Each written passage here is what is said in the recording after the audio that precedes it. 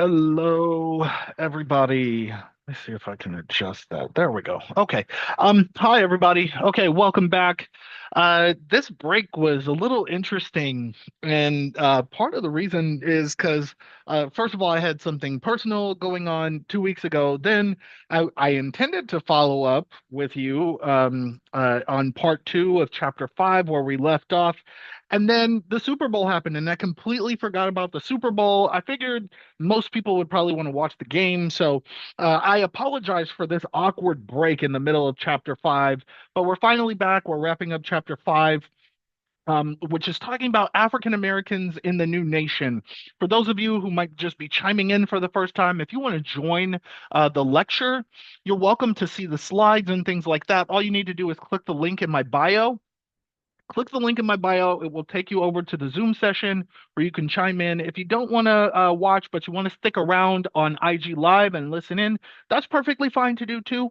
However, do know that Instagram Live puts a 1 hour timer on the live stream, so it will stop around 4:59 or so, at which point you, in order to continue on, you'd have to essentially be forced to jump into the Zoom session.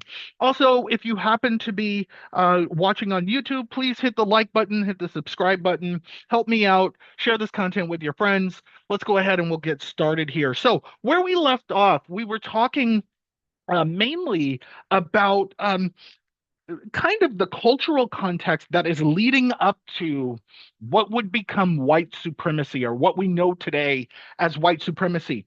And so the early roots of the start of American ideals was around this notion of American sovereignty, founding a new nation, on and determining what those principles were even going to be, and then reconciling a lot of those principles with European notions of enlightenment.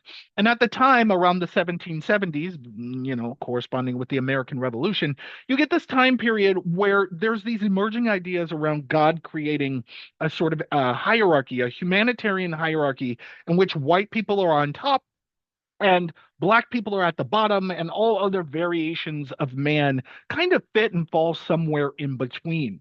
Well, where did that come from? Like, why is it that just because you suddenly have possession of new land that you're now calling yours, how is it that you are then morphing into, well, we're racially superior?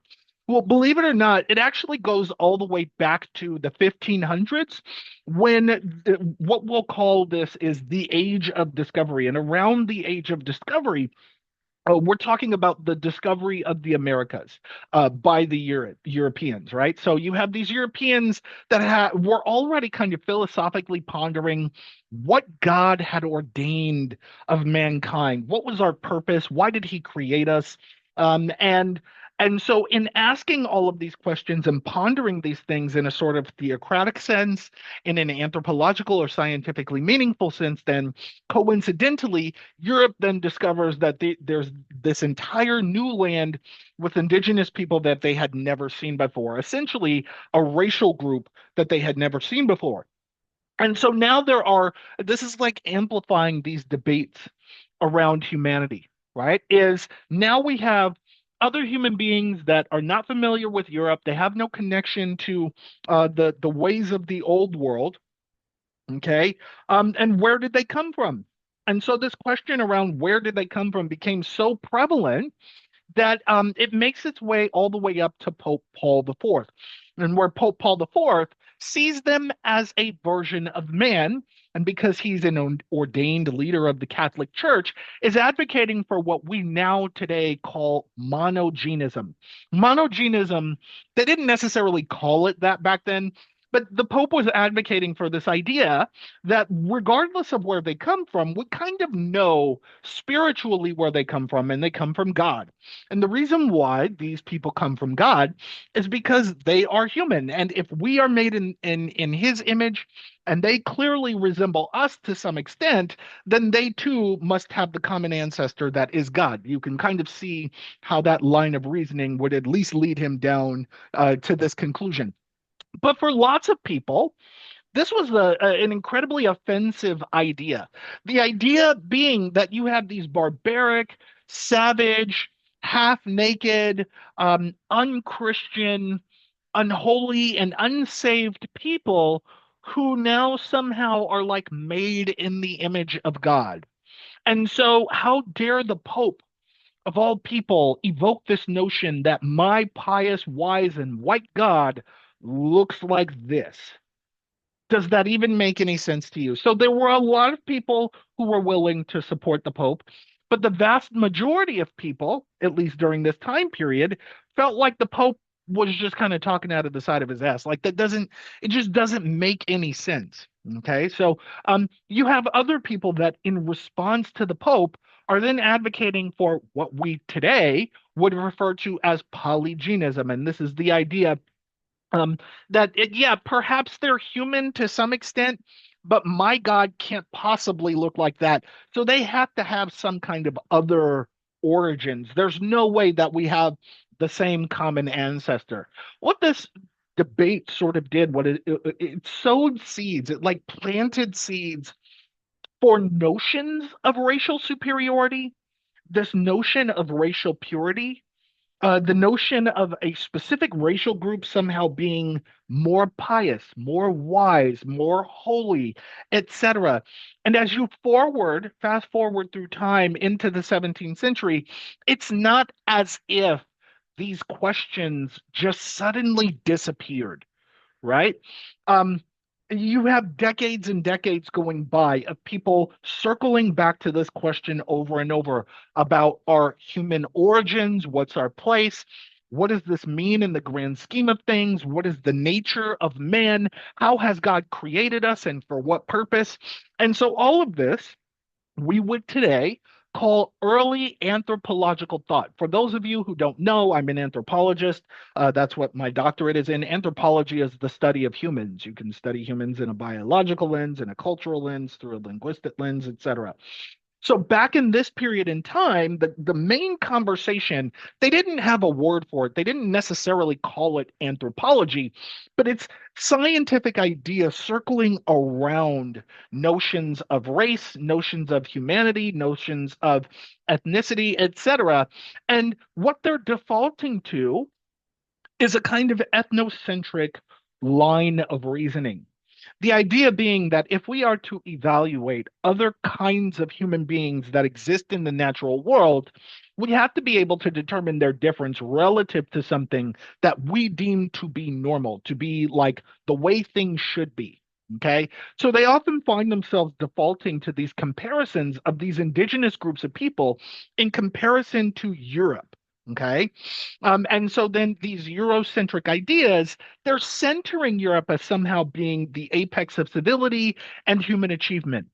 Okay, that because Europe is technologically sophisticated, mathematically wise, philosophically complex, etc., that these naked barbarians can't possibly have the capacity, the intellectual capacity, if you will, to access that level of depth. Okay. Now, the reality that I want to point out to you, I don't normally talk about this in this particular thing, but because we've had gaps, there might be new people. I want to point out to you that all of the cultural standing of Europe by the 1600s and the 1700s is not a product of European isolation. If you recall, we talked about this history several weeks ago. Feel free to go back into the YouTube videos, and you'll eventually stumble upon it. Is we were talking about this notion that in the old world you had trade relationships, Europeans trading with Africa, Africans trading with the Mediterraneans, Mediterraneans trading with Asians, etc. So this notion that like Europe, even today, this idea somehow still exists that like Europeans are responsible for like human achievement and intellectual acceleration and blah, blah, blah. That's kind of a lie. The reality was that the standing of Europe by the 16 and 1700s really was just a product of thousands of years of ongoing relationships with the other groups, other cultures, other regions of the old world. And to more or less the same extent, the standing technological, cultural, what have you, that we observe in Europe during this time period was more or less the same of the technological and cultural standing that you would observe in other non-European parts of the old world. Okay.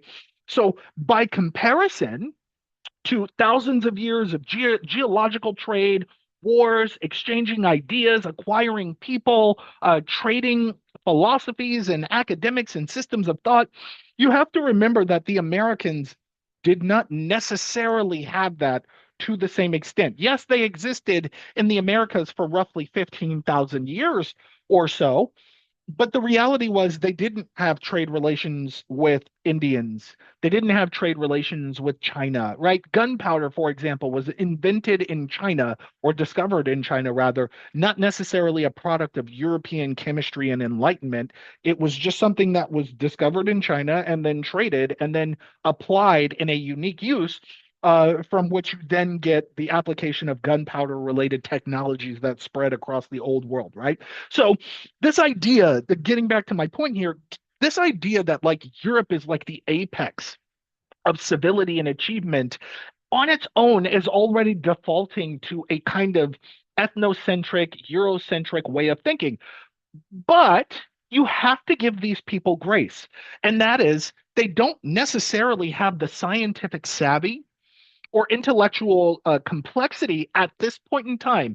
They don't have the complexity to be able to recognize the biases that they are making in their own line of reasoning.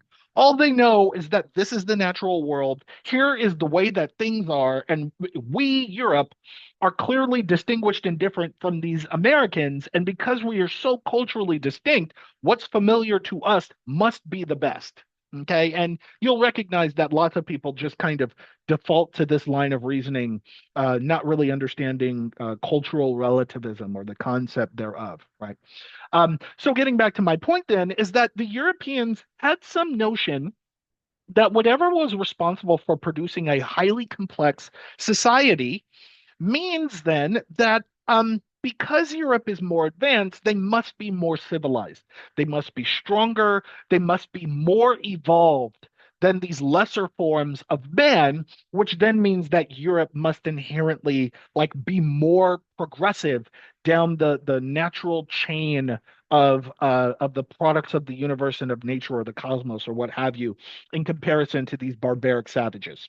Okay. So getting back to or prior to 1776, you already had a large body of individuals who were scientifically, philosophically, academically thinking about the ways that man is kind of organized. And by the time you get to 1735, then you have Carolus Linnaeus, who is publishing different kinds of biological journals, scientific journals, and his own intellectual interest is in being able to figure out the relationship of all life on Earth. He has this hypothesis, not a theory.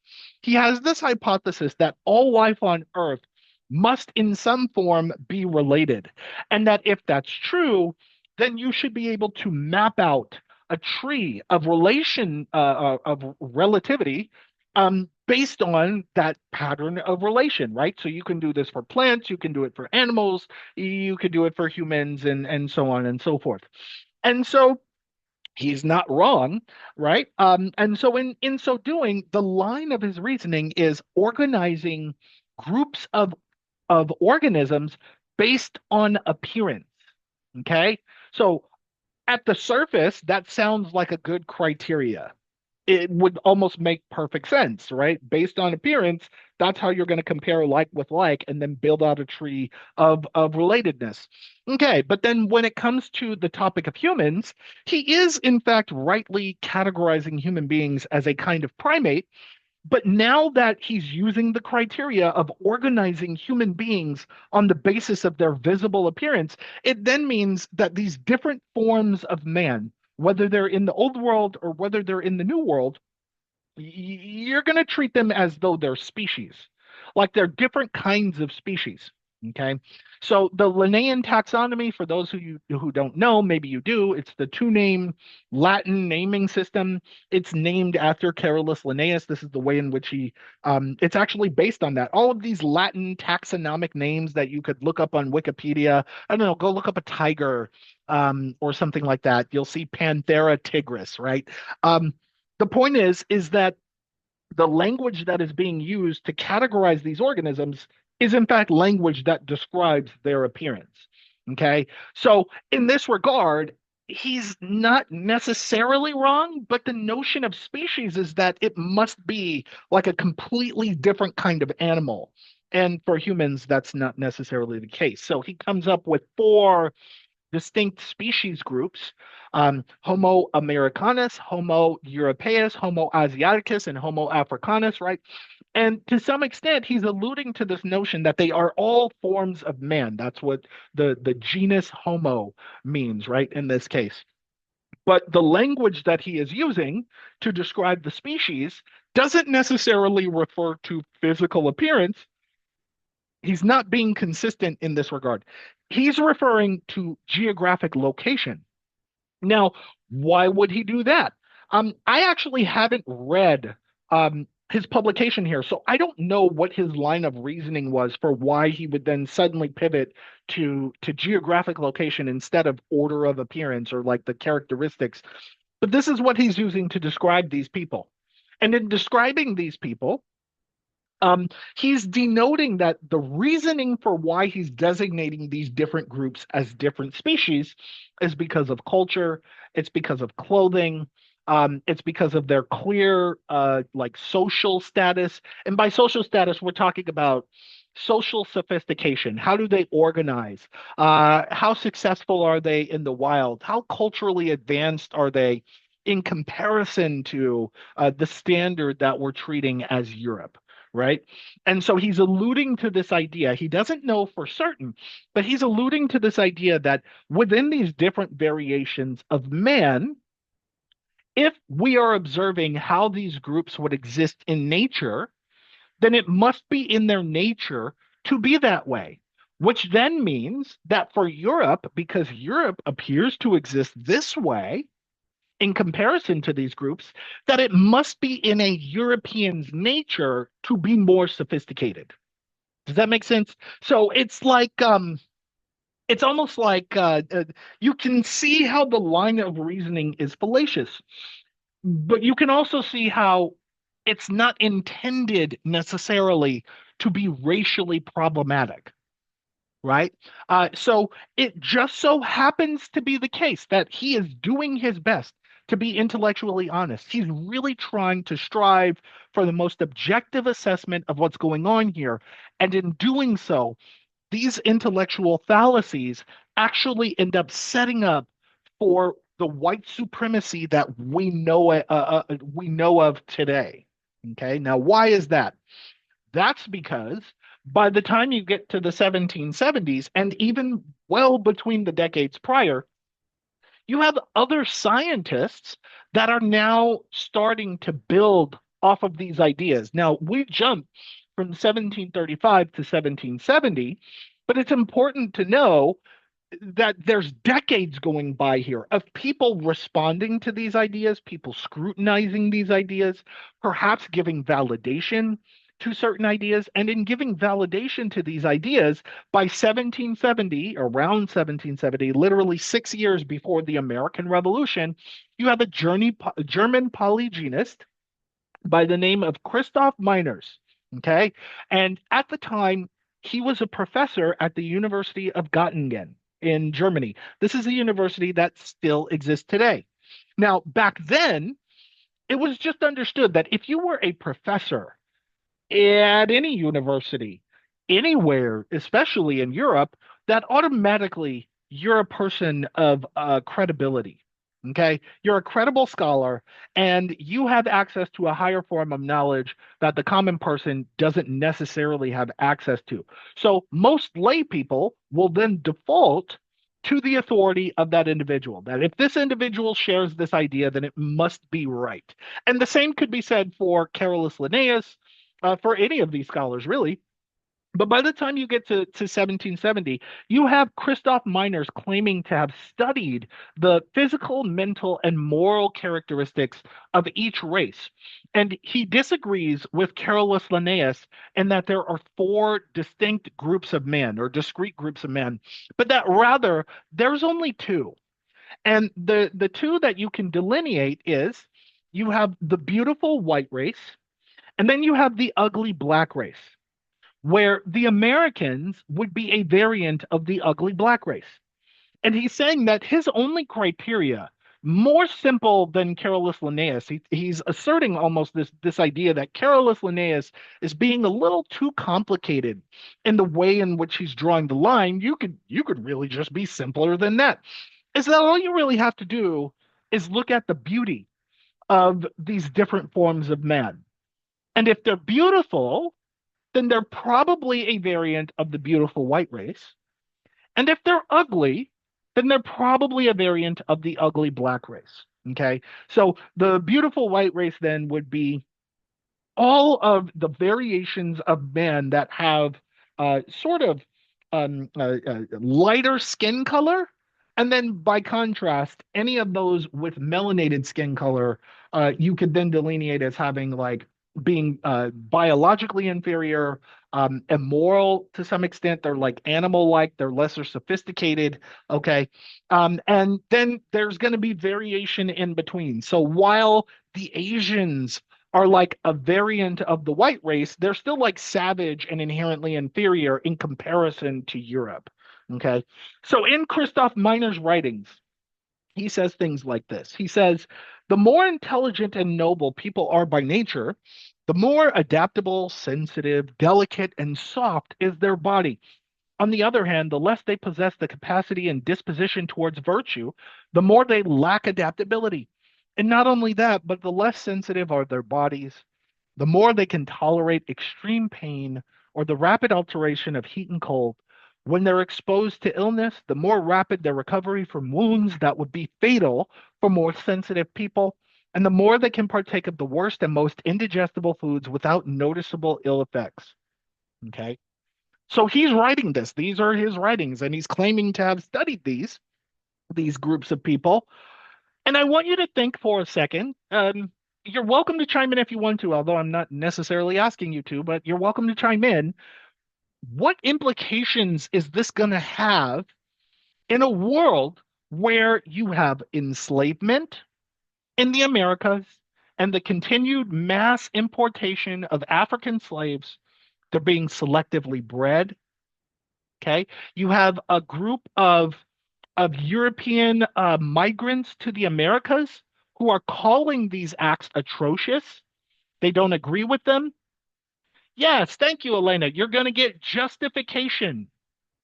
It gives justification for being able to do these things. That now we have scientifically credible people who are willing to share that you can abuse, you can beat them, you can maim them, you can rape them, you can subject them to the harsh elements. You can give them the moldy food. You could give them the organs of an animal, and they'll still eat it, and they won't get sick. In fact, they enjoy it. Okay, so what happens then is the brutalization that you see had already been called into question by some European migrants to the Americas, but now what's coming out in contrast to their protest is that actually the science shows that not only is the institution of enslavement like the best for these Negroes, but that actually you can beat them. And in fact, that's the only way you're going to get to control them is because you have to beat them because they don't have as human feelings as Europeans do. Stephanie says it reinforces the laws that have been written. Correct. Correct. So within each race, ironically, as Christoph Meiners is saying that there's only two races, he then goes into detail somehow about these different races where he claims that then the Negro um, felt less pain than other races and lacked emotion. Okay. He's saying that the Negro barely had any human or animal feeling, was the most unhealthy race on earth because of poor diet, mode of living, lack of morals, and all of those things kind of manifest in their blackness. That their blackness is like an affliction of their low status on the hierarchy of men. Okay. So now I'm going to step out of frame so you can see. Elena says, "Gosh, how come he wasn't challenged? Isn't he like a no name?" No, he wasn't a no name, but this is actually what positions him as a credible figure, is that because people are genuinely interested in these different races and there's these different kinds of men and some of them are animals. And then, well, who are you going to listen to? Right? Are you going to listen to, I don't know, some random guy in downtown, wherever you live, who's just standing on the corner holding a sign about what's going on? Or are you going to listen to somebody who basically comes off like David Attenborough, right? So it just becomes a thing where it's like you have to remember that during the 1700s, people don't know, they don't have access to the internet, they don't have access to critical thinking. The only thing that they can really do is default to the authority of this other person, right? And so in so doing, these ideas then circulate into mainstream society and they just become common knowledge. And they become common knowledge so much. I'm going to move my body here so you can see this image on the bottom left. But look at the image on the bottom left and pay attention to the crowd of individuals that are gathered around these bodies hanging from trees. And you'll see that none of them are bothered. None of them are, they're not traumatized, right? Now, this is a picture, yes, from let's say the 40s, perhaps the 50s. Okay. Having said that, it takes a lot of reinforcement of normalization of these things in order to get to a place where you can take a picture like that in the 1900s. Okay. So I need you to understand then that these ideas circulating around for hundreds and hundreds and hundreds of years around notions of racial superiority, notions of racial inferiority. Now we're beginning to characterize them and their sensitivity. Now we're characterizing their humanity as somehow being lesser connected to notions of sentience than white people. It contributes to the creation of a culture in which brutalization becomes that's just how it is. Okay. And I use that language intentionally. If you're familiar with any of my content on Instagram, about the white fragility prayer. I kind of repost it every now and then because this phenomenon keeps happening over and over. And at the end of the white fragility prayer is that's just how it is. It's not racist. That's just how it is. You can kind of see how that's connected on a cultural level. Okay. And it's not just Negroes, it's also the first Americans. And again, the language of the first Americans, that is my language. That is not the language he uses. He called them the Americans. I don't think he used the language of the natives, but I'm willing to be corrected. Okay. Um, that oh, somebody seems surprised that the lynching photo was 1940. I'm taking a guess based on, first of all, the detail in the photo, the clothing style, right? One could reasonably guess that that was 1940. Having said that, there is a book. um it's called, God, I always forget the name of this book. Without It's not Without Remorse. That's a Michael B. Jordan film. It's called Without something. It's a book. It's a picture book with lynching in it. Somebody is welcome to Google it and then share the name in the chat. And I'll say it out loud so I don't butcher the name. It's a book with red lettering. No, not Ghosts of Segregation. It's a book with red lettering. The first word is without, and then there's a second word, and it's a picture book of lynchings. Anyway, um, that photo was included in that photo. Without Sanctuary. There you go. Without Sanctuary is the name of the book, and it details all of these things. It's not a book that is printed. In fact, this book is actually extremely expensive. 1915. Somebody, thank you for Google searching the photo. So I was wrong. It was not 1940, it was 1915. But still, the point is, it's in the 1900s, and here we are, we're talking about the 1700s. Think about the reinforcement. And even here, you have this photo. I don't know. This is probably the 1800s or something like that, but it could very well be in the 1900s too, right? Um, I'm willing to guess 1800s though, just based on clothing. But going back to Christoph Myers, he has this idea that these first Americans too are also inherently inferior. They inherently feel less pain than Europeans, that their skin is like thicker than an ox. Okay. And they can't adapt to different climates. And to my knowledge, the idea where he got this idea from that they can't adapt to different climates is because at some point during the 1500s, in the discovery of these people, you had lots of Europeans that would do a thing where they would go on an expedition, let's say to the Galapagos Islands or something like that. And if you wanted to collect a finch or a parrot or a turtle or something like that, you essentially would have to kill it and then store it, and then taxidermy it, and then store it on a boat in order to ship it back to Europe and then use it as a specimen on display. Well, they didn't necessarily kill the Native Americans outright, but what they did was they invited some of them to get on the boat and go back.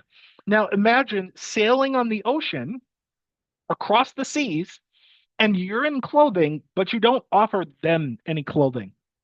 So they're shivering. Remember, these are wooden ships. There's no electricity. Okay. Yeah, they have like fireplaces and things like that. But beyond that, you'd basically just be freezing to death. Okay. Um, it's kind of like that. You're basically in a refrigerator. So imagine just taking naked people across the ocean and you've got to sail for months. Are they likely to even survive? So this idea was they can't adapt to different climates, right? It's a bullshit line of reasoning that if we go back to the period in time in which I said that the first English expedition to the Americas didn't actually succeed because they were so dependent on the natives for surviving blizzards and tornadoes and hurricanes and things like that, that they just couldn't even plant their roots. Okay, so keep that in mind that these ideas are clearly and obviously bullshit. Okay. Um, so then you have him also claiming then that like Arabs, I use the language of Middle Easterner here because not everybody from the so-called Middle East necessarily is Arab. But he's claiming that the Arabs and the Asians are like of limited intelligence. They're inherently evil. They'll like backstab you. They have no honor kind of thing.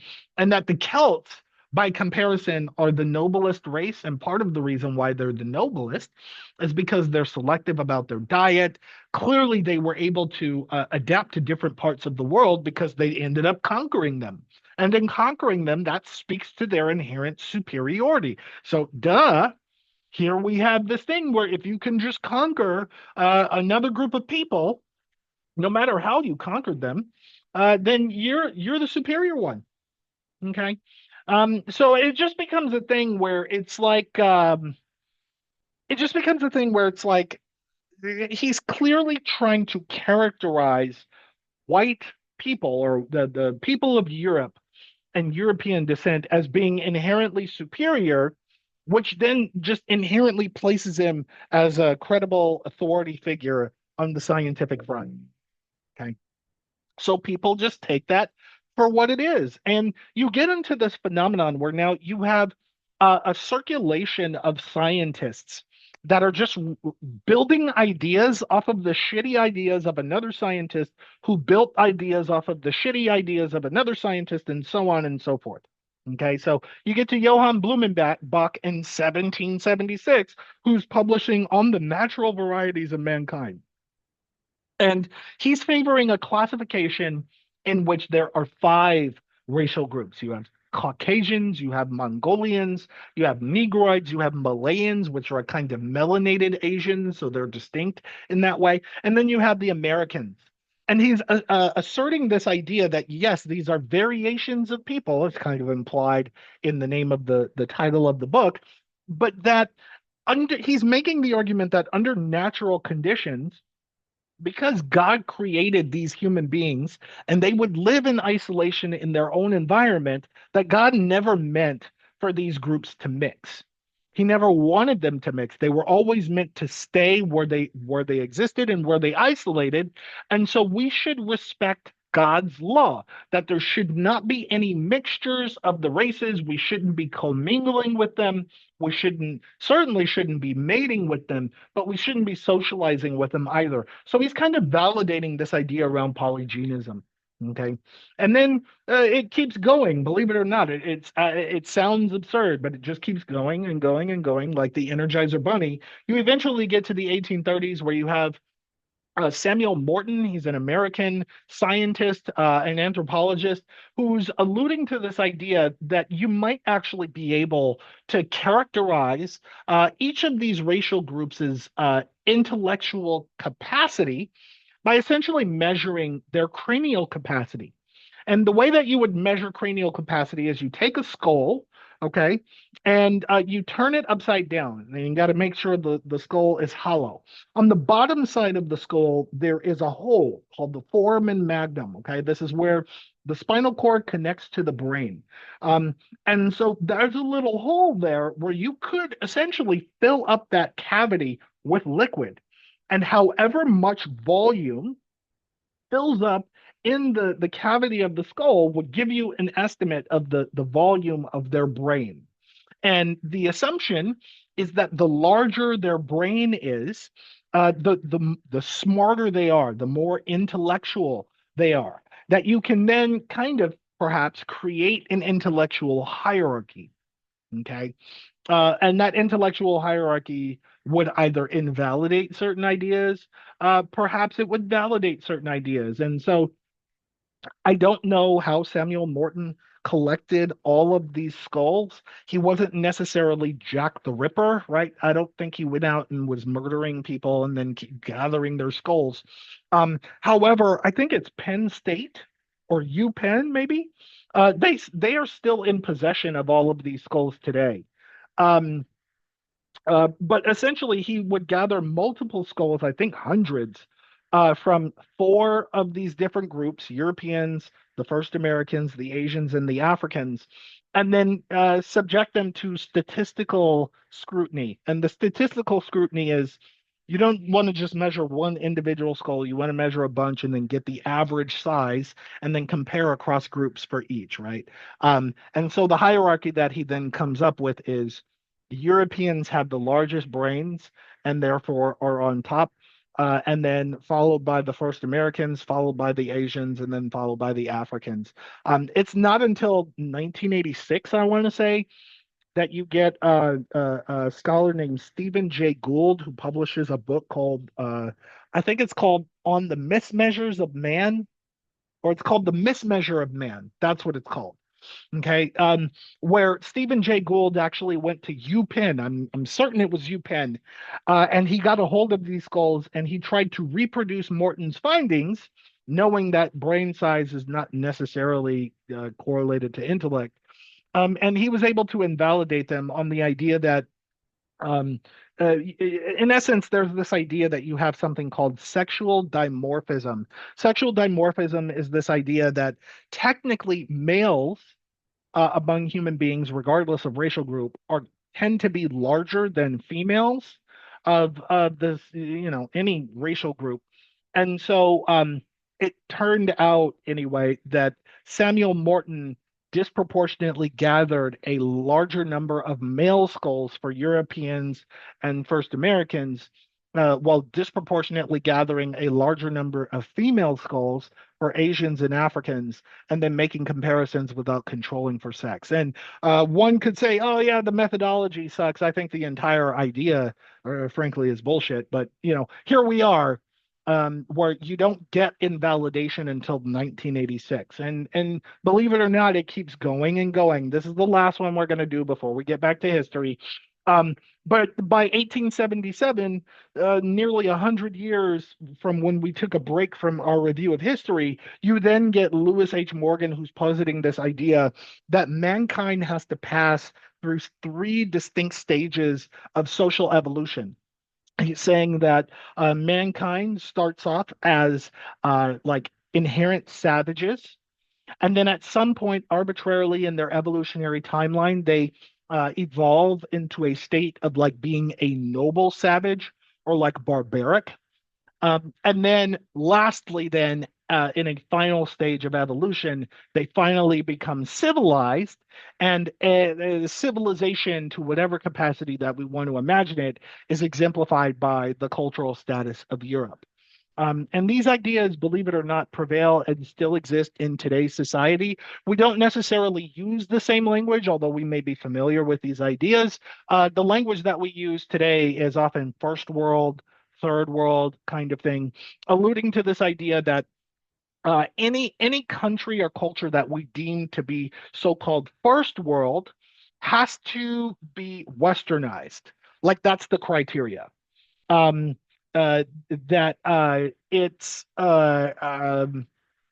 any culture, like let's say China or Japan, for example, these are not inherently Western countries, but because they are Westernized, we consider them to be first world. So the standard of evaluation for the legitimacy of any group of people, their culture, their country, etc., is how approximate do they reproduce notions of European sovereignty and civilization.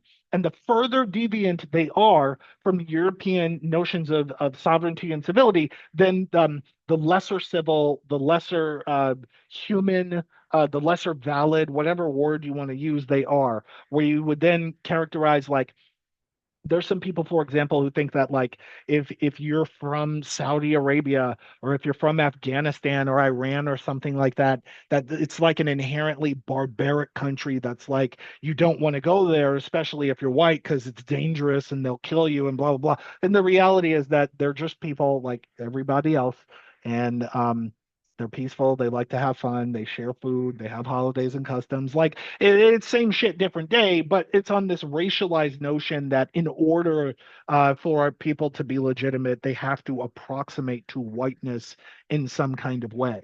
Where the people then of the third world are like, I don't know, Somalia, the people, the indigenous people of the Upper Amazon, right?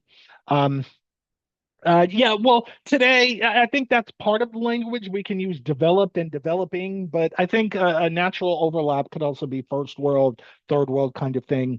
And what does developed mean, right?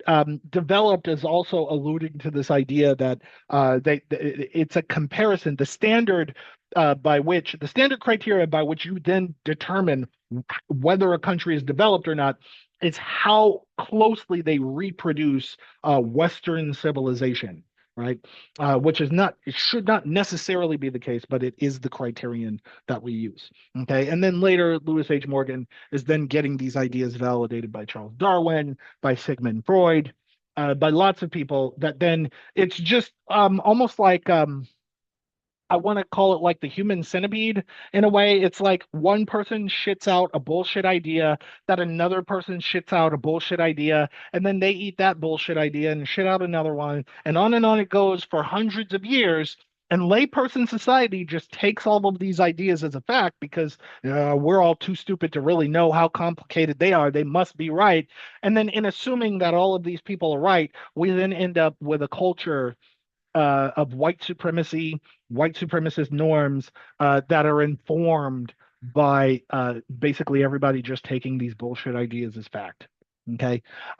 So now, what does that mean in the context of history, right? I gave you a timeline of the progression of essentially scientific racism, and how would that then inform the cultural development of the Americas, this new country that is so-called founded on principles of freedom and liberty and justice and things like this? Well, believe it or not, by the 1790s, you then have this, like, ironically, a group of educated elite Black people who were free in the North, are just as intellectually sophisticated and savvy as their white counterparts who hate them and think that they're inferior. And maybe to some extent, these Black people are like the exception to the rule, but in general, the vast majority of these Negroes are like dim-witted and stupid, and they inherently belong enslaved. And so, despite the fact that there are these contrasting perspectives, there's clearly evidence to contradict these ideas. Um, Society as a whole has a way of just treating those Black people as the exception and just kind of like narrowing in on these ideas that these scientific ideas must have some validity to some capacity. Okay. So in the North, where you have these educated Black people, then they're not necessarily just university educated when I say that. Um, but they are articulate. They take up positions of leadership that could have been in religion or in the church.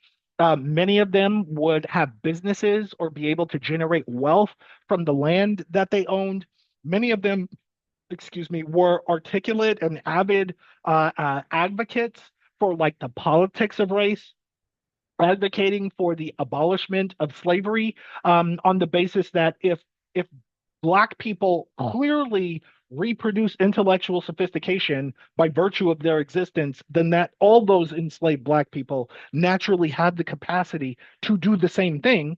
So you get this phenomenon where this extreme minority of elite free Black people are doing what they can to try to make a difference, but it really isn't going to do anything. It's not. I think you can understand to some extent. There's no aspect of America that's really going to take anything that they say seriously, right?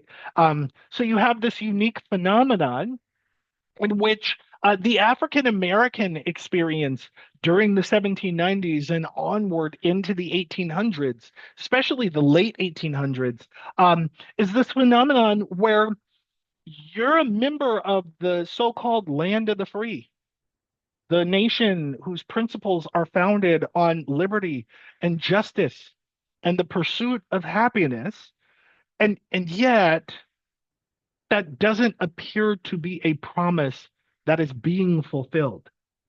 So for lots of Black people, it inherently either free or enslaved. All Black people in America, to some extent felt the same way. Is that just by virtue of being Black in this land, you're inherently faced with a position of cognitive dissonance where you're surrounded by white people who are championing these really great, phenomenal ideals that they are simultaneously denying to you and the people who look like you.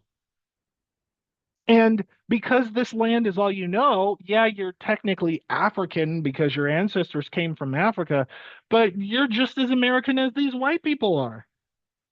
The only land you've ever known is this one. The only culture you've ever known is this one. How do you reconcile that? And so, what this places for Black people in this position in American history, whether they were free or not, is you're always looking at everybody else circle jerking these ideas and knowing that none of it is true. None of it is valid. You're constantly forced to call people out on their hypocrisy and to champion for yourself getting those equal rights. And for hundreds and hundreds of years, that cycle is constantly repeating. And we see that cycle repeating more and more. And it keeps becoming a thing where you're just sitting back and you're watching and you're going, yeah, but what about my life? Doesn't my life matter? I'm American too. All lives matter. Blue lives matter. Pink lives matter. Magenta lives. And, trying to obfuscate this idea that, like, We just actually want America to be America. Like be the thing. You took the land, you have this land, you created a system of government, you have the perfect system to be able to bring these ideas to fruition, and then you choose not to. And then act shocked when all of your corrupt, abhorrent, disgusting, vile, elite people are like cannibalizing with child sex trafficking and a right. Can you see the parallels to like modern society as we're supposed to be the land of the free and the just and the brave, and then here we are and our elected leaders are all like in some way connected to the Epstein files, where they're like breeding children to be sex slaves in a system of human trafficking and restricting them from their freedom and dot, dot, dot, on and on, right? So this becomes the Black experience in America. And I think the scholar W.E.B. Du Bois, although, born in the late 1800s, died in the early 1900s, or mid 1900s rather. I think his words here are a little important and articulate. He says in his book called The Souls of Black Folk, he writes, "It is a peculiar sensation, this double consciousness. One ever feels his two-ness, an American, a Negro, two souls, two thoughts, two unreconciled strivings, two warring ideals, and one dark body whose dogged strength alone keeps it from being torn asunder." And he's characterizing this idea that for the Black experience, it is always one in which you want to be American, you want to strive to see those ideals, but you know that at the end of the day, you're a Negro and that those things are not the things that will ever be given to you, no matter how sophisticated society gets. Whether you're enslaved or whether you're free, it doesn't really matter, right? Okay. So for W.B. Du Bois, anyway, on one hand, the point is that African Americans at all points in time and transcending history, all African Americans knew themselves to be acculturated, even those who were enslaved. Yes, believe it or not, in order for you to functionally live a life contextualized by enslavement, you have to be acculturated to American society. So those enslaved Black people weren't just these mindless automatons that were doing work and getting beaten. They're people with sentience and consciousness and have the ability to call out and see hypocrisy and contradictions and double standards, and they know what's up, but they can't get their freedom. And to be fair, W.E.B. Du Bois and the point I'm making, this is an idea that emerges post-slavery, but I want you to be able to apply your understanding of these ideals to the context of the time of enslavement. Is America is not really going to live up to any of the ideals that it says it's going to live up to. Okay. But getting back to this point in history, anyway, in the context of enslavement, I'm sorry to jump back and forth in time, um, is that you have other African Americans that are like these Black people are free and they're advocating for their freedom and the freedom of other enslaved Africans that's not being given to them. And so rather than stick around and try to use your voice and shout from the rooftops, and no one seems to be moving their fingers and twiddling their thumbs, maybe the other alternative is you just migrate from the US somewhere away from white people, and then you start your own colony. You start your own land, you start your own country, call it Black nationalism, if you will. But the idea was like maybe Black people should have their own plot of land.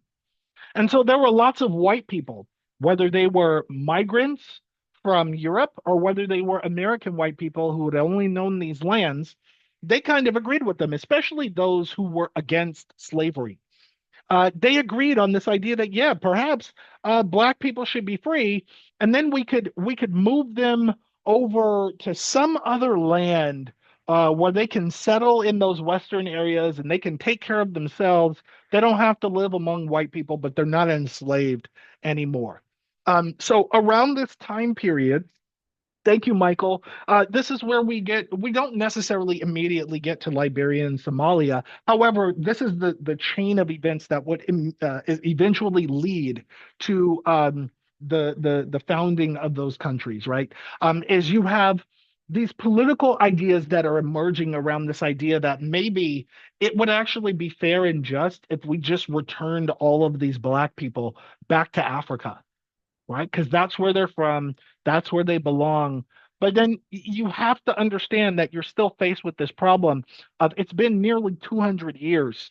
Okay. The black people that are enslaved in the Americas today, they don't know shit about Africa. They don't have a clue of anything about living in Africa, surviving in Africa, because they're all acculturated to American, or what we're calling now American culture, right? Okay. You have lots of enslaved black people who are trying to entertain all possible options, because they're starting to get fed up with this idea that they have to sit around all day and be commanded by these white people, raped by these white people, brutalized by these white people who are in their faces shouting from the rooftops about freedom and liberty and the pursuit of happiness, right? And it's kind of asinine. If you could imagine, put yourself in the shoes, although many of them didn't wear shoes, put yourself in the shoes of an enslaved black person in the 1700s where you're working on a field. And while you're working these fields and you're obligated to do it from sunup to sundown, you're hearing in the back of your head all of these white people that are circled working these ideas of freedom, right? It's asinine. So now you have black people that are like, okay, what are our options? Well, maybe option number one is you just stay and you submit. Most black people don't want to do that. The only black people who are really willing to stay and submit in this context were the house niggers, the ones that worked in the house in close proximity to their slave masters and received the benefits from their social position. Everybody else wanted freedom. Okay. So that's not really an option for these people. The other option is going to be you revolt. And by revolting, there are some examples of like a slave revolt in Virginia. You have the Haitian revolt, for example. You have lots of black people who were eager and willing, like, I will die if it means that I get my freedom. Um, and then you have lots of people who are like, well, no, maybe you don't revolt because then you die. And then what's the point? What if you just stole your freedom? You stole away, you tried to escape, maybe in the middle of the night, you get your freedom, and then you go settle somewhere in America, somewhere where white people haven't colonized the land, and then you go live over there, and nobody knows to look for you in that area. Okay. And then the last option is one that would require white people helping to facilitate is what if we return back to Africa? Okay. So you have enslaved people that are faced with all of these options and are growing frustrated with like American reluctance to actually move forward on their promise or like living up to their self-declared values of freedom and equality and justice and things like that. So by the time you get to this place, it's almost bubbling like a pressure cooker across numerous slave plantations, not necessarily just one. But you have rumors of what would ultimately become a slave revolt that started to grow in Virginia. And you have to remember, Virginia is the first colony. The Chesapeake region of Virginia is where you get the founding of the nation. So it kind of strikes a special chord when you're an enslaved black person at the heart of where all of this even started, right? Um, and so a lot of that, like the rumors of this Virginia slave revolt, is kind of getting amplified by the Haitian Revolution. Okay. Word of the Haitian Revolution is spreading across the Americas, and because the word appears to be that the Haitians were actually successful, they were successful at overthrowing their enslavers and then declaring themselves their own land. And if they see any white faces, it's automatic death, right? So it becomes a thing where, like, that word is spreading and it's starting to inspire other slaves to engage in revolt and to rise up. And so lots of white people are getting paranoid. Okay.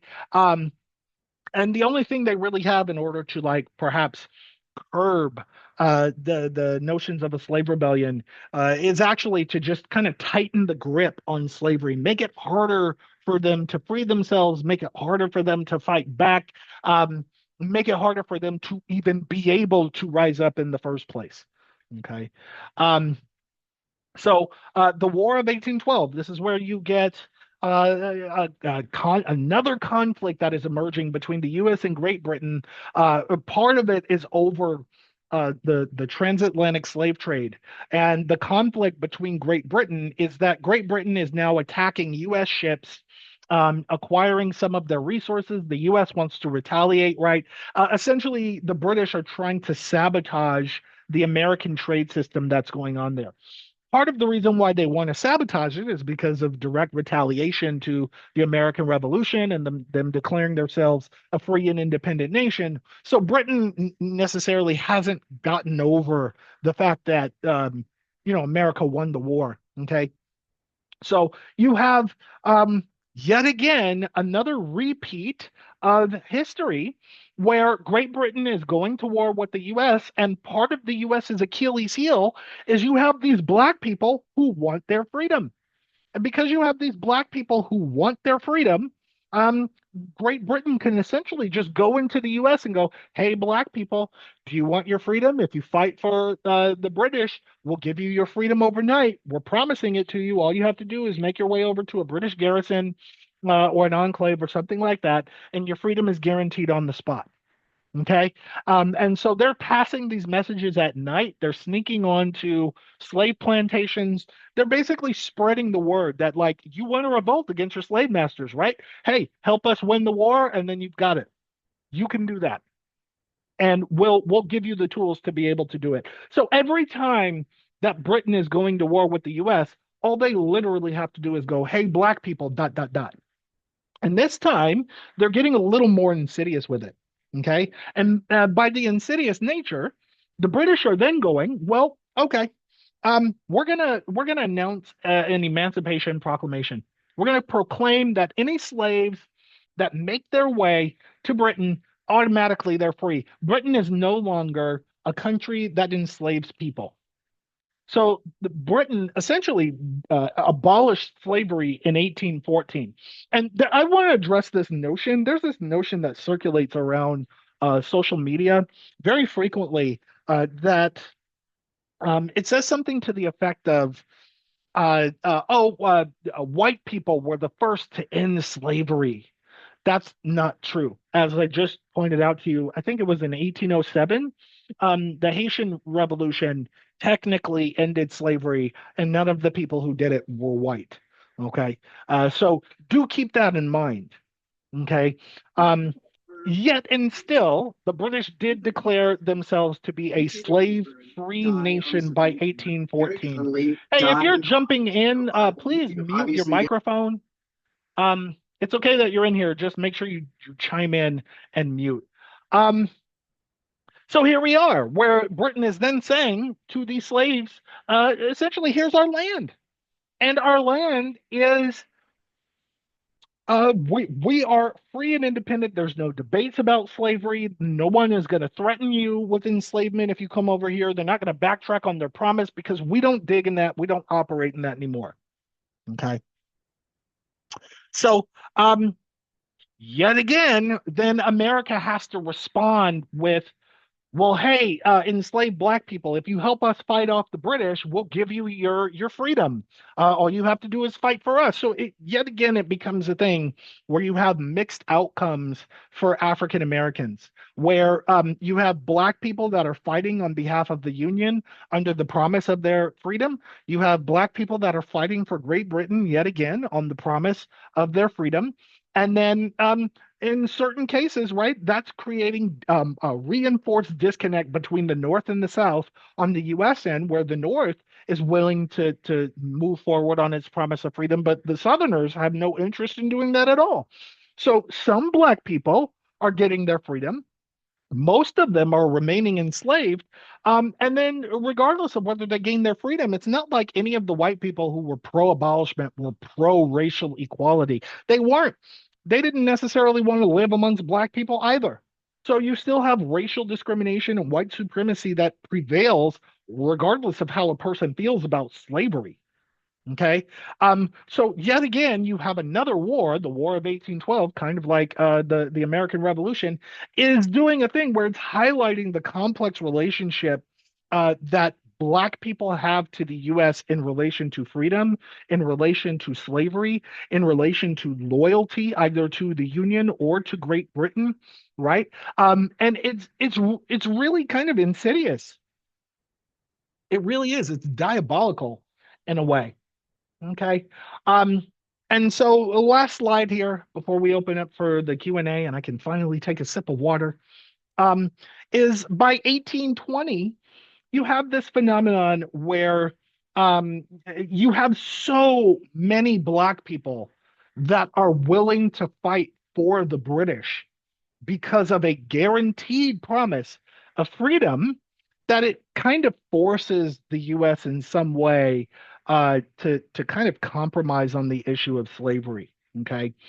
So the War of 1812 essentially exposes that like the US has an Achilles heel. It has a fundamental weakness that could potentially lead to its demise so long as slavery remains the way that it currently is that the more slaves you have, the more slaves you breed, the more slaves you own, the more British soldiers that you may be potentially uh, uh, uh, having within inside your own territory that could then just turn against you overnight.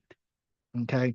So in response to all of this, Congress essentially passed what's called the Missouri Compromise, right? Which in essence tries to officially label certain states as being free states and certain states as being slave states. Now, the Missouri Compromise is a compromise on two different layers. It's a compromise because it is a way in which you might be able to clearly stop Black people from basically choosing the British every time by then going, hey, well, yes, we have slavery, but if you were to get to a free state, you could get your freedom, right? So that's a way in which you might be able to incentivize Black recruitment to fight on behalf of the Union is by saying, hey, if you fight for us, then we'll just ship you out to a free state and then you won't be a slave anymore, right? But at the same time, it's also a compromise in that they're trying to continue to satisfy the interests of slaveholders, especially in the South, by saying, "Hey, we're not necessarily restricting the expansion of slavery. We're not necessarily abolishing slavery, but we're trying to find a middle ground." Okay. And so then this creates a problem for the people in the South is, well, what if I have slaves and I decide I want to move and I see a business niche in a free state? You mean to tell me I can't take my slaves there now? Fuck that. So on that end, it becomes a thing that just kind of creates more tension. And then on the abolishment side, the people who are pro abolition, they're not satisfied because you just officiated the expansion of slavery into potentially new U.S. territories where they want to see an end to it. So the Missouri Compromise was not good policy. It wasn't sound. Trying to satisfy both sides of polar opposite political positions is never a good solution politically. I'll just be frank with you. And then trying to find a way to stop the recruitment of African slaves to the British. And then nothing was successful here. Okay. So it just creates a phenomenon in which this is the landscape that Black people have to navigate is like inauthentic promises of freedom if they're willing to sacrifice their lives for a cause of a country that has no interest in actually supporting their humanity or their equal rights, while also at the same time essentially fanning the flames for the U.S.-British War. Stephen Bowman says, so did the War of 1812 give fuel to the Underground Railroad? I mean, to an extent, you might be able to think about it that way. Yes. I would go so far as to say the seeds of the Underground Railroad were planted well before 1812. Because you always had black people that were trying to get free and to get away. I think I told you about the origin of slave catchers and where the police come from, right? Is you always had black people that were trying to get away, and in collaboration with other free people, were being silently and secretly passed along a chain of of of hidden uh, uh, spaces in order to get their freedom. But perhaps it did fan the flames for that. But to that extent, I really can't go into colorful detail about that. Okay. But we'll go ahead and leave that there for the end of chapter 5. I want to open it up to questions in the Q&A. If you're here in the chat, you're welcome to chime in with a question, and I'll happy to give my best answer if I can.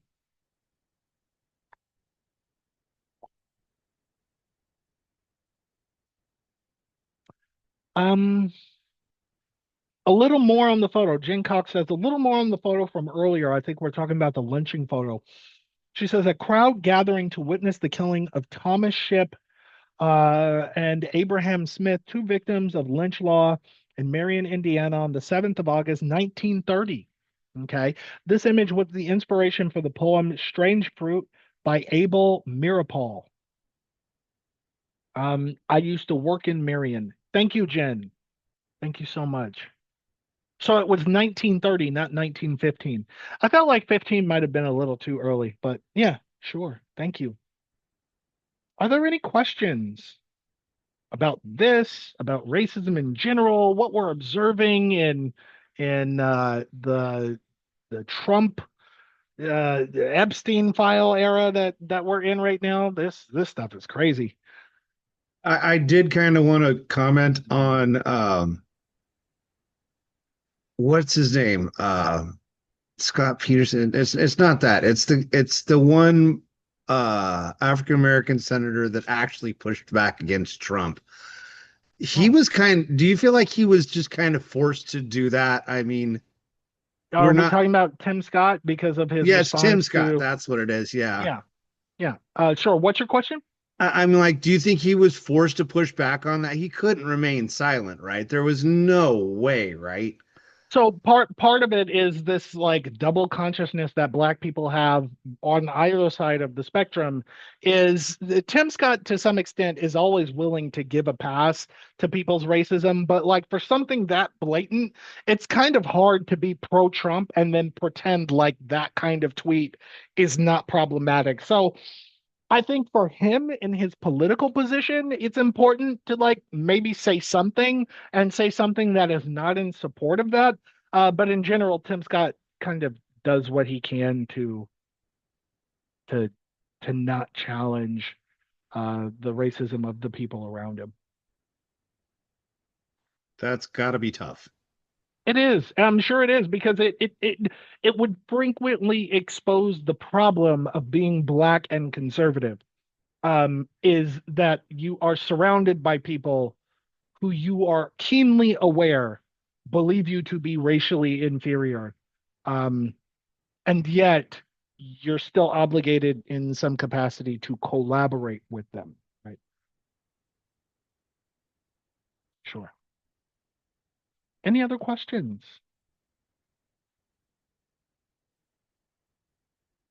No questions today. It's like really silent. I'd have Comments, more, but I thoughts. Yeah. missed.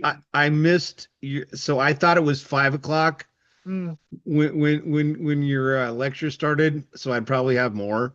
I was in DC last week talking to politicians for my film, so I'm still kind of out of it and jet lagged. So I missed, or I don't know. From your bit limited experience with me, I ask a lot of freaking questions. Um, but I missed the lecture and I Oh. realized just minutes ago. So sorry I don't have more. Thank you for talking about Tim Scott though, because I was just kind of just I'm like, you have to say, I mean, you have to say something. That there's just that level of racism is just so disgusting. There's no way you can just stand by and say this is fine and let's pay attention to something else, which is what he often tries to deflect to other things. But oh my God. And yeah, I just got back from DC when I heard that too. And being on the Hill, there's a lot of House office buildings and a lot of Senate office buildings. You don't realize how many senators and congressmen there are until you're trying to go to all of their offices. And I got my steps in. But yeah, I'm gonna have to go back because it's funny. You don't get a response. You can email to your heart's, content until you're standing in their office, like talking to their staff. You don't get a response, but I suddenly got a response when I was in their face. It's funny. I guess it's not funny, it's predictable, but yeah. I mean, that's okay. Hopefully you got good footage. But yeah, I don't know. It's an interesting conundrum, and I think for Tim Scott it's a political thing, but who knows how he feels personally. I'm not sure. Elena. Hey, thank you for the lecture. Excuse me. I just have a question. Like, when you were talking about all these theories and all these basically people who came up with all of them, I couldn't shake off the feeling that it just they couldn't possibly actually believe it and that it was all manufactured to sustain the system they were building. And it just feels like it's some sort of propaganda machine where people just chose to be oblivious and ignorant because it's just so stupid. Like, I just can't believe they were like, okay, we're trying to understand what the truth is. And then they came up with that. Right. Like, uh, so my question Mhm. is there a way that it's just a propaganda where no one believed it, but they were just looking for justification to be that way? Um, I don't think it's propaganda per se. I think it's to some extent in a philosophical sense pondering the nature of one's existence, looking for meaning is very egocentric. And because it's inherently egocentric, it means that even as you're looking for an answer that you feel is satisfactory, you're looking for an answer that is satisfactory to your ego. And so then who's going to have the right answer? How do they have the right answer? Um, Perhaps you're going to be able to explore the answers that are given, but the answers that are going to come out are not necessarily self-reflective. They're going to be answers that seek to satisfy one's ego. And in the context of trying to figure out how all of these forms of man exist in the world, it's just inherently European centric. And then because one idea positions itself as being inherently Europe centric, other people respond to that idea with more Europe centric ideas and responses, and it just goes in perpetuity. Um, I wouldn't necessarily say that at least the early beginnings of this was white people just thought they were racially superior, so they were going to make up lies about being racially superior. I think it was more like it just became that way over time. Yeah. Thank you. I think I have a follow-up question. Was that, oh, I'm sorry, I think I'm losing it. Wait, I'm sorry. Just a No, no. second. Um, all right. No. Sorry, you were j I think I lost it and it's very sad, but I'll type it in later. Okay, that's okay.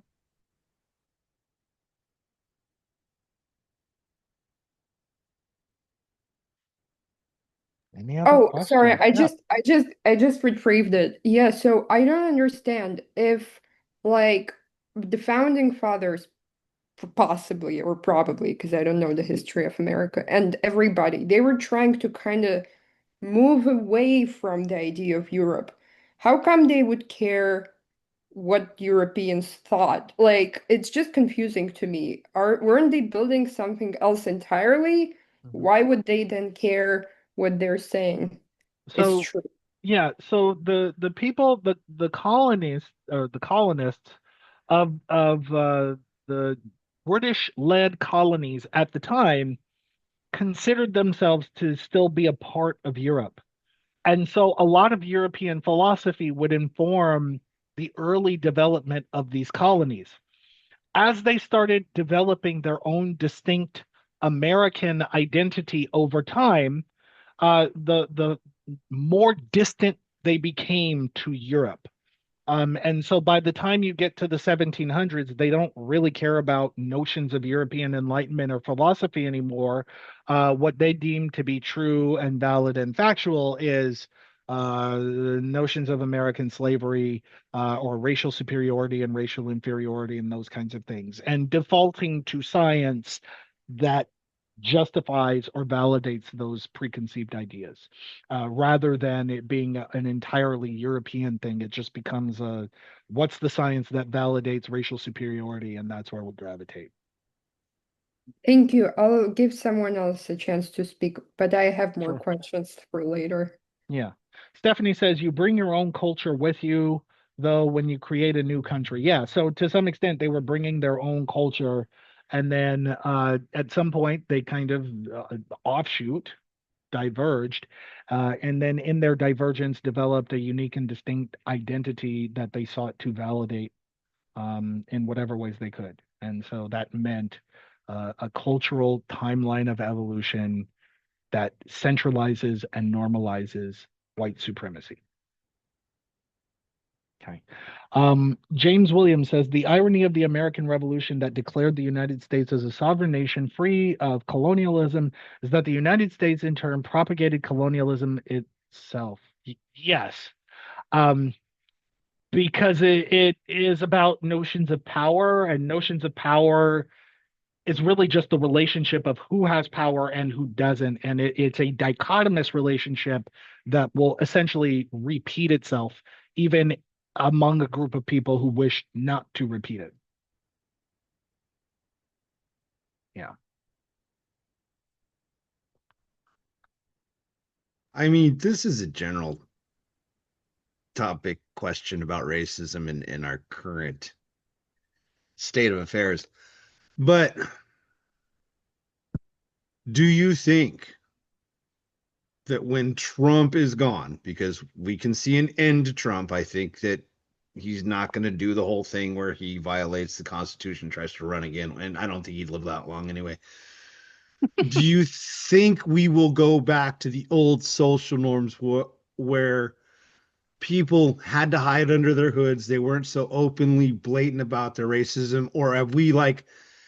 I know that you don't speak for everybody, and this is, I'm just asking your opinion. Do you think that we will regain some of those social norms, or have the floodgates just like opened and it's are we screwed? that's a difficult question because I know, right, I can't project into the future, right? right? But I don't think necessarily that because Donald Trump is president, that's why people are doing it. And then when he stops, it's going to go away. I think perhaps to some extent the thought experiment is that we could entertain is we had one term with Trump followed by one term without him. And what did we observe? Did it go anywhere? Right? Not really. Um, and one could say that, while Joe Biden was president, Trump is eligible for a second term. But let's entertain the hypothesis that it wasn't Trump to get elected for a second term, but some other conservative, MAGA like offshoot. The likelihood would still be that those ideas, those sentiments, those beliefs are going to preserve. Um, I think Donald Trump was simply the catalyst, the one who just took the sheet off of the Wizard of Oz and exposed everything, right? But in reality, it was that was always boiling under the surface, whether Trump was there for it or not.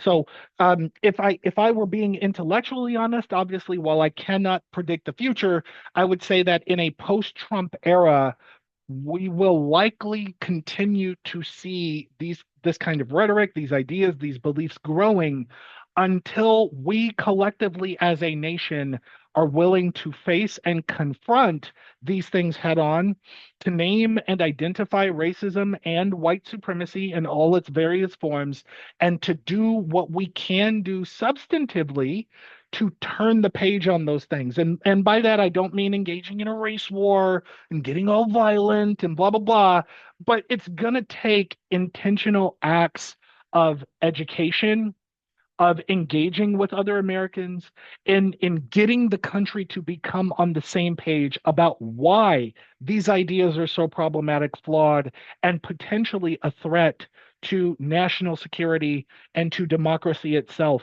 And it requires an all hands on deck effort. And until we get to that place where we're willing to really put all hands on deck for turning our country around socially and culturally, this is just going to continue. It's just going to continue post Trump. That would be my educated guess. Thank you. I like I said, I know I knew it was a difficult question, but there are a few people. I don't want to be condescending and say qualified, but informed enough to give me a good answer. Sure, sure. You know what I mean? So And who thank knows? Hey, look, I want to acknowledge that although I'm educated on these topics, although I'm a subject matter expert, I could be wrong. I I know. it really could be a thing where we're just sitting at like Donald Trump goes away and then people are like, ah, and then it just kind of fizzles out. That's totally plausible. I don't think so though, because I think that um, notions of white supremacy and racism are so fundamental to the Hmm. American cultural psyche that It's this is going to go on well beyond until we're willing to collectively sit down at the table of discussion on this issue and finally work to resolve it intentionally. Yeah, right. Yeah, and that's the thing is there's always going to be the people that say this isn't a racist nation that was founded on racism, and as either an African American or a Native American like myself, you're just like, you sigh. And it's funny because I remember when I was still in college, I belonged to a couple of Native American advocacy groups that were on campus that were Intercept, which were for the science students, and then there was ITEP for the psychology. I was in both of them, but we used to grapple with what do you say to someone that tells Native Americans or African Americans to just get over it? yeah, And none of us had a good answer for that. yeah. That it's hard. It's hard to answer that without responding in a way that escalates the tension. Um, that's a question that I would have to think about. What do you say to somebody who says, get over it? Well, I'll get over it when it's over. I mean, I don't know. Right. That's what comes to mind, but I would have to spend some time thinking about that. What is a good answer to that? I don't know. We could never come up with a good one either because you're Yeah, right. If talking about it just escalates it, and you don't. It's easy to come from the place of anger is a term we often used. yeah, yeah, Um, it's always there, right? yeah, And you can dismiss people, but if you do that, you fail to communicate, yeah, right? yeah, You yeah. just cement them in their own thoughts. So yeah, Sure. tough one, isn't it? Yeah, yeah, yes, yes, it is. Yes, it is. Jen, I saw your hand and I Yeah, saw your comment too. I don't know if your question is about your comment, but feel free, take it. not necessarily. I mean, I would love to hear you talk about that, but Yeah. I mean, you'll do that when you're ready to. But I think I've had this naive notion that, okay, if we just have like the equivalent of the Nuremberg trials after all of this, it will, that will take care of it. But the more I learn about Germany, it stayed there too. Wait, Um, when you mention Nuremberg, are you talking about in relation to the Epstein files or are you talking about in relation to racism? um, That's a great question. I think I'm just thinking all of it, all of this shit. Okay. Once, like, if it was possible for us to get past just all of the fascism, all of which Mm, involves it, all of it. It's yeah, yeah. racism. It's Epstein. It's yeah. So like in my ideal world, which obviously it's fantasy, but like I think I used to have this notion if we just have some truth and reconciliation about all of this, that that's what we need. We've got to reckon with our past.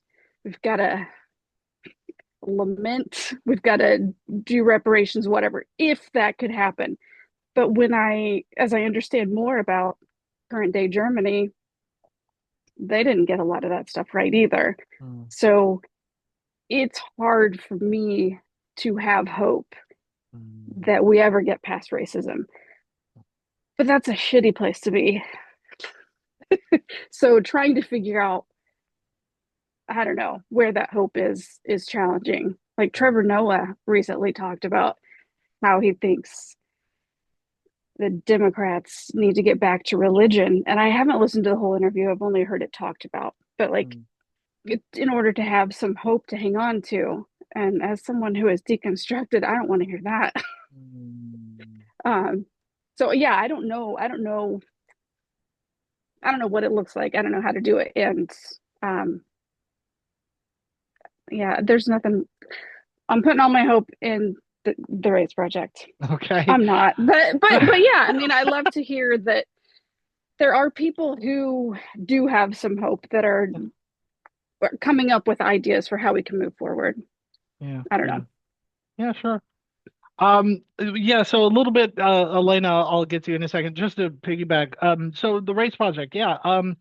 Essentially I'm still working on it in development. I'm trying to get a pitch video going. I'm trying to start a fundraiser, like a Kickstarter for this. But I am currently editing a large volume of interview footage. It's basically proof of concept, but there are many faces. I'm going through the editing right now. But I interview various people of different racial backgrounds for their own lived experience and perspectives on race and racism. And the idea is for this preliminary website, we're not going to see this. If I raise the funds, then we will get a website where you will see this. Is I want any visitor to have the ability to compare answers, right? So maybe there's a video with a shared perspective that you found insightful or interesting, and you want to hear somebody whose perspective contradicts that. Maybe you want to hear somebody's perspective who complements it. And what if you could compare answers or similar descriptions across racial groups? What would that do if we created a platform like this? What would that do to perhaps bring everyone, perhaps even the American public, to a central, unbiased public forum on discussions about race, immigration, cultural difference, political difference, etc.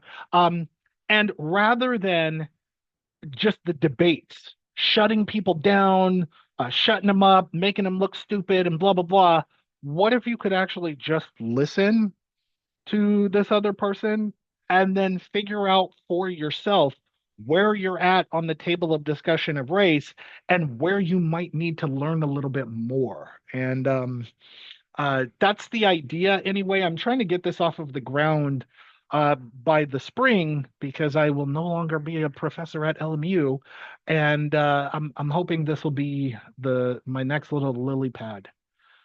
Um, Isn't that our goal with solving the current problem of our country's government? Yeah, I mean, to an extent. Um, I suppose you could name like it's complicated. I think ultimately my own personal philosophy is you cannot end racism. That's never going to go anywhere so long as our visible differences are plain as day. It's really just going to be about reforming how we understand racism and then reorienting our formation or reformation rather of this concept into one that is constructive to American society rather than destructive.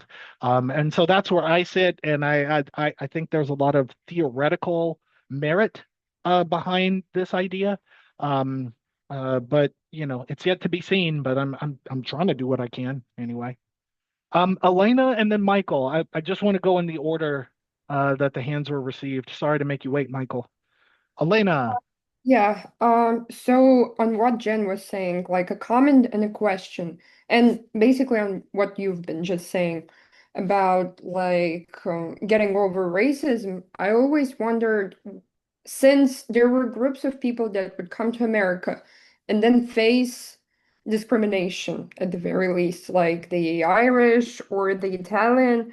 So there are some people that faced some discrimination. I can't speak to how much exactly of it, Yeah. but for sure they were in some way, you can say maybe dehumanized. I don't understand why that exactly was not like the fuel to basically make them an ally in this kind of battle against white supremacy, but it rather kind of like, I don't know, basically made people fight for this right to be under this sun of whiteness that's going to protect them. And why is that? And why is the system like seems undefeatable so that people would rather join it than just fight it? Thank you. That's Because it. we live in a world of assumed norms, right? Right now, we live in a world where the norm is calibrated to white supremacy. And because people develop their identities around that norm, even if it could be problematic, um, we've all developed to some extent an identity around that norm. And it can be uncomfortable then to think about existing outside of that norm. Will I be successful? Will I be comfortable? Will things continue to make sense? Do I become a bad guy outside that norm? And by bad guy, I generally mean, how are my problems exposed if I live in a different cultural context? Well, my comfort is in the cultural context that we currently exist, despite all its problems. So you have lots of people then who are not necessarily pro white supremacy, but pro status quo. Um, and so then lean all into maintaining the status quo because that's where they find their comfort and they don't want to be uncomfortable. Does that answer your question to some extent?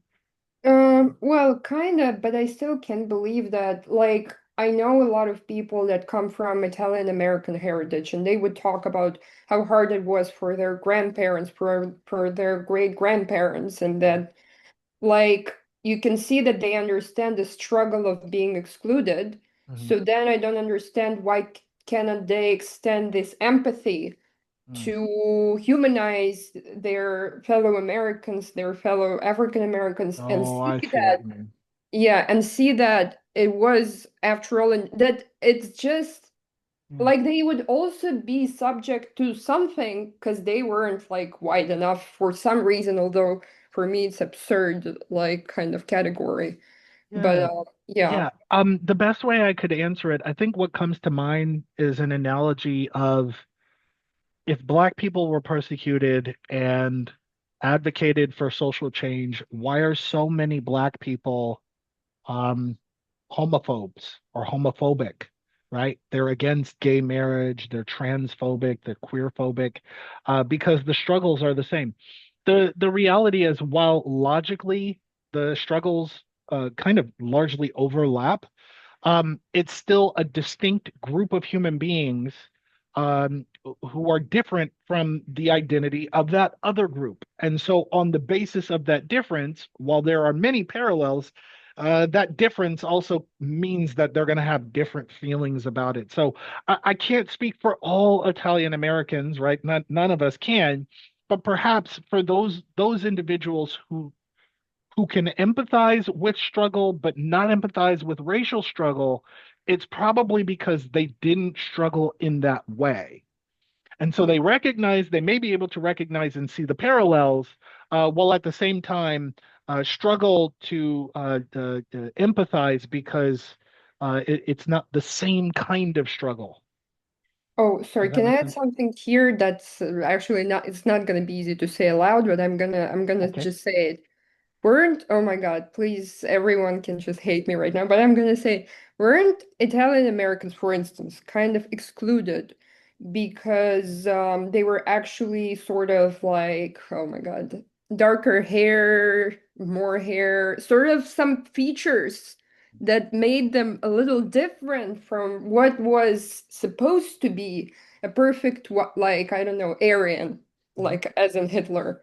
mhm, Because that would make sense. And since, well, I don't know, I basically told you that I come from Russia and I saw a lot of hatred towards people with darker hair and mhm, darker, like just more hair, basically, coming from like Caucasian mountains. mhm. More than even like I would face racism, but these people would get beaten up and stuff.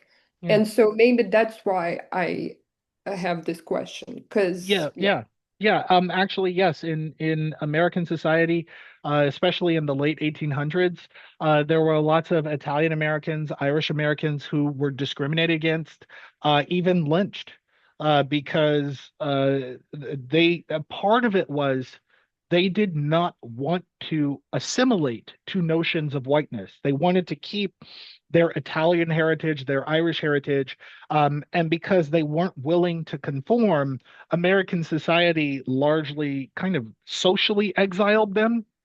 And in their social exile, that's where you got, for example, like the Italian mob, the Irish mob. These are people who are being discriminated against with jobs, with housing, but still have to survive. And in surviving, they adapt through deviancy, right? And so, yes, that does exist. It does exist in parallel. But now the people who are Italian American today are not the ones who experienced that form of persecution in the past. Okay. The ones that exist today are largely assumed to be some kind of white in American society. So they've been absorbed into the norm. That's going to then reshape their social perspectives, their political values, how they see and exist and operate in the world, in which they currently benefit from the norm the way it is in ways that they didn't in history. And so the ones that exist today, why do you want to change? Why do you want to lose the benefits you receive from the status quo? You don't. So you have lots of people who then are pro status quo. But hopefully that answers your question. Sorry, Michael, to take so long. You have the floor. I just wanted to respond to Jen. Like, Mm, I went to college for mass communication with an emphasis on journalism under the mistaken understanding that there wasn't reporters getting the actual information out to help society.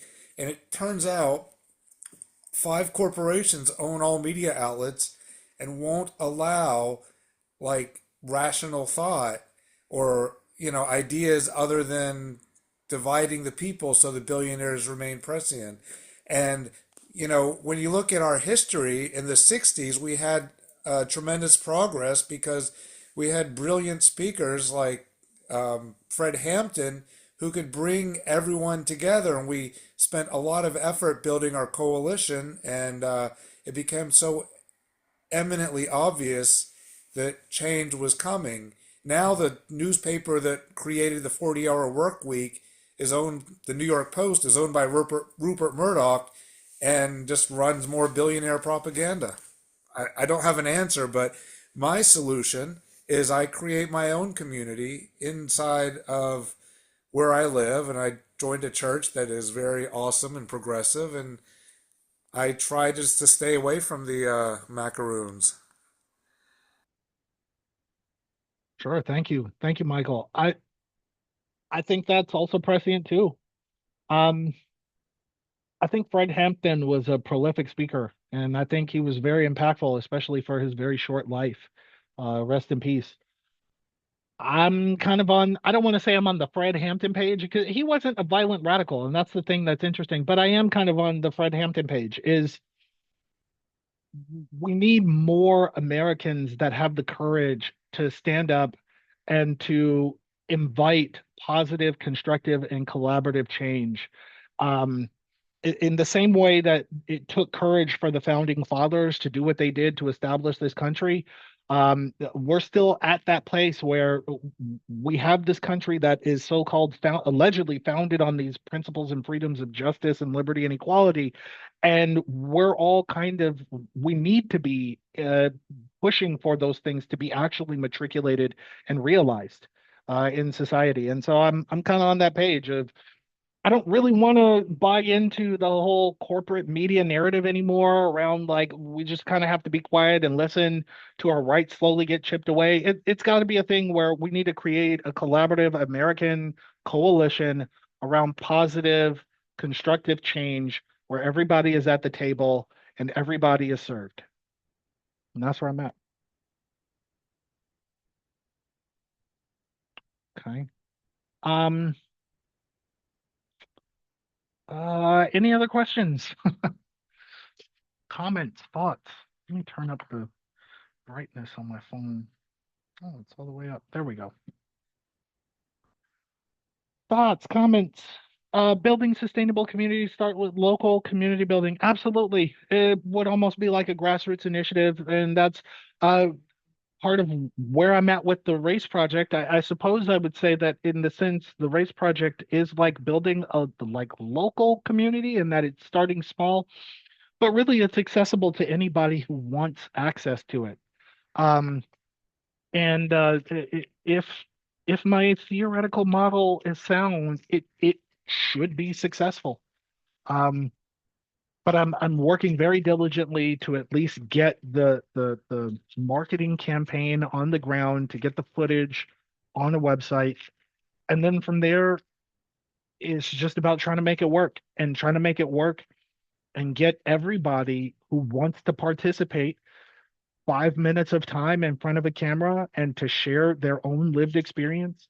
And then when you can compare one experience in aggregate to a whole body of other experiences, it basically would break down the barriers around conversations of racism, perhaps even address stigma, hate, persecution, those kinds of things, and really just calibrate a human-centered experience.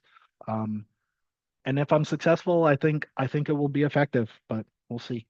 Elena, Yeah, it's me again. I hope it's okay, guys, and I'm not taking time off someone no, you're else. good. Don't apologize. Okay. So, well, I still kind of have a question. Just give me a moment to phrase it. Like, if people wanted to confirm to this idea of Americanness and protect their status quo, and this is why people can't really empathize with the idea of with the racial struggles, for instance. Although I feel like I don't know, maybe it's just very subjective, but I feel like if you I don't know, because we're all human in a way, and human like to eat, they need to sleep, as simple as that. They have or don't have kids or families, or they appeared from someone possibly or sure. Um, there is a lot of similarities then. And if, for example, just because people want to conform to the Americanness, which is, I mean, apparently down the line is a white supremacist idea, um, how come so many people right now obsess with their heritage before America? Yeah, And then it feels like they feel so empty without just obsessing over it and kind of like claiming that instead of what they or what their parents even achieved. And I'm not talking only about millennials, I'm talking about like Gen X yeah, and this obsession of getting back to the I don't know, getting back to Italy, Ireland, Germany, yeah, I don't yeah. know, I the get your Balkans. question. So yeah, Um, yeah, part of it is that notions of American identity are almost like a placeholder. The I forget where I talked about this. There's a video where I talk about this in detail, and I don't know, it's somewhere on my YouTube. I wish I could point you to it. uh-huh. But basically, because the United States of America was kind of forcefully and artificially constructed, American culture and identity was also forcefully and artificially constructed. When there were lots of European migrants coming into the United States, a lot of them were forced to assimilate to American cultures and values. And that often, that assimilation meant abandoning their European identity. Well, many of these Europeans didn't want to abandon thousands of years of history, language, cooking, religion, spirituality, etc. Like, why are you going to give that up? That's what makes you you. So they would insist to their children and their children's children that you are French, you are German, you are Dutch, you are Gaelic, you are, or you speak Gaelic, you blah, blah, blah. And so many of these children and their children's children would never actually return to these lands. They would always stay in America, but they kept that inertia of holding on to their European identity no matter what, which then meant that American was kind of a meaningless placeholder. What was American culture? What did that really mean? It didn't really mean anything. So then down the line, you have generations and generations of people who will go, "Oh, your great grandfather was Spanish, and oh, your grandmother was Dutch, and oh, blah blah blah." So then they say, "I'm Dutch, I'm Spanish, I'm Irish, I'm blah blah blah." And the reality is they're not those things, but they kind of have an obsession with it because they've been taught to treat American as like a placeholder. And to some extent, it really was. Um, Many of these European cultures existed for thousands of years with history, with politics, with food, spirituality, all of those things. And then America just popped into existence out of nowhere and was trying to validate itself as if it was the same thing, and it never was, right? Cultures just kind of happen, they're not created. And so, in the context of the United States of America, there really isn't a culture. There's this video circulating, and I actually made a real response to it of this guy um, who's one of Donald Trump's appointees or proposed appointees being forced to ask the question, "What is white culture? Like, what does that even mean?" And he doesn't have an answer, and his inability to construct an answer is the answer. It's that white culture, American culture, it doesn't actually exist. It's a concept, it's an idea, but it doesn't exist in the same sense that like other European cultures do. And so this is why you have lots of Europeans then that are or the white Americans then that are obsessed with identifying with European culture is because American culture is kind of meaningless. I have a little follow-up question. So, if people are obsessing with culture because they were taught to, but then they choose the American culture because it's better for just to be here, right? And Mhm. they identify with American Yeah, culture but Chomsky's almost when, dead. He's out of the picture. Oh, sorry. Hey, you mind muting your mic? Thank you. right? So my question is like, how come sorry, I have to think about it more and then I'll ask. Sorry. Oh, okay, okay. Lee, did you have a question? Is that why your mic was on? No? Okay, maybe not. Okay. Um, but essentially that's where we're where we're at, excuse me, is yeah, to some extent, it's just that American culture is the one that is political and patriotic, uh, but there's no such thing as like American food, right? The guy was on the reel talking about white food. Like, what is white food? Um, that it doesn't exist. It's a placeholder, and it's because uh, there's no such thing as American culture. Did you think of your question? Yes, yes, Yeah. yes. So are you saying that American culture in this sense is white culture, is the white supremacy culture, basically? I mean, but there's also Black American culture, right? Jazz that merged into rock and roll. No, I mean, sort of, that merged into, isn't this American culture then? Yes and no, right? So rock and roll was invented by black people, but black Americans, right? Country music is a derivative of blues that was invented by black people, but black Americans. Um, it's it's to some extent, what we're calling American culture is actually like almost like Frankenstein's monster in a way. It's multiple parts of different other aspects of culture from around the world that are then forcefully sewed together to then bring to life what we're calling American culture, but none of it organically appeared like other cultures in the world really did. Um, Mm. so the culture in the United States really is like whatever we're calling the culture of the United States or American culture is going to be melting pot culture. Um, that's just the reality. Multiple languages, multiple religions, multiple histories and backgrounds, but a nation built and founded on immigration, right? Um, Once you start getting into the weeds of like what white culture is, well, white is a racial category. It's not an ethnicity. So it just becomes a thing where it's like it's nonsensical. And what we're talking about whenever we get to the topic of so-called white culture is you're inevitably talking about politics, racial superiority, and like really nothing else. Um, and it's because culture is not something that can be created.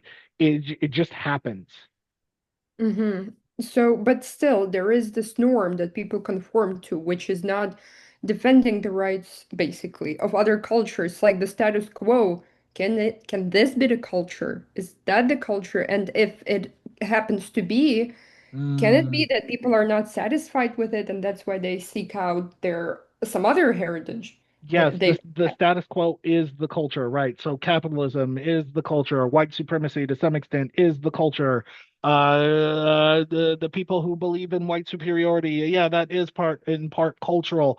Um, but we're working on a very abstract definition of culture to some extent. What are we really Mhm. talking about? Are we comparing the cultures of like thousands of years in Proto-Europe to what we're talking about in American culture today? Because those are completely different. Or are we talking about the status quo in contemporary society, which is also a kind of culture? So, yes, it is, but then in it is a culture that doesn't really have a cultural identity because it is kind of cobbled together like Frankenstein's monster. That's the best way I could put it. Thank you. But Yeah, it's a difficult question. Culture is not an easy subject to talk about by any stretch of the imagination. thank you. Um, No, you did yeah, great. yeah. Thanks. Okay. Um, okay, well, I suppose we'll wrap up here if no one else has any questions. So we wrapped up on chapter 5, where we were essentially talking about Black people being forced to reconcile the hypocrisy of uh, founding a nation on liberty and freedom and justice for all, but like intentionally depriving them of it. Um, and so we don't stop there. Chapter 6, we are going to dive deep into what would happen in the politics in the years that would follow with Black people essentially being forced to continue to live under enslavement. What was that like for them? Stephanie, last question. Yeah, it's sort of a comment. I mean, Okay, okay. um, so the Super Bowl show, I mean, isn't isn't Benito doing what he did? He's sort of telling us that, America is a culture of many, many, many, many, many cultures, right? Yes, yes. So I just I just love that show, and I have, more appreciation for the Latin aspect of our culture and how they included Black Americans and the whole slave trade, transatlantic slave trade. And Mhm. I mean, I think as a whole, all of us should do more of that. We should Yeah. do more art that way. Hmm. But that's the thing is Yeah. we're at a time in society where to give attention and spotlight non-white people Yeah. means that certain white people feel like they're being jaded or slighted, and they're not. Yeah. But Exactly. because they're used to whiteness at the center all the time and in all ways, and the only thing you can be is American, and American means white, white, white. Um, it True. feels like a slight when it actually isn't. But And that's it where we're shouldn't. at. Yeah, it Yeah, shouldn't, exactly. but Yeah. yeah, It's like I see the commonalities that I have with his culture. Like we party, we have weddings, we celebrate love. We, we yeah, understand, yeah. All right. Well, thank you so much, Stephanie. We're out of time. But next week when we come back, like I said, we're gonna keep expanding what was life like in the post 1776 era for Black people and for the politics moving forward as the United States is expanding, and now you have slave states and you have free states. What's going to happen there? I don't anticipate that there will be any holidays or special events next Sunday, so we'll be meeting again. And I will try to get the reading to you at the top of the week and then make sure at some point that you have access to the slides. Thank you so much for attending. I'm so glad I get a regular attendance from people. And I will see you all next week. All right. Have a good night.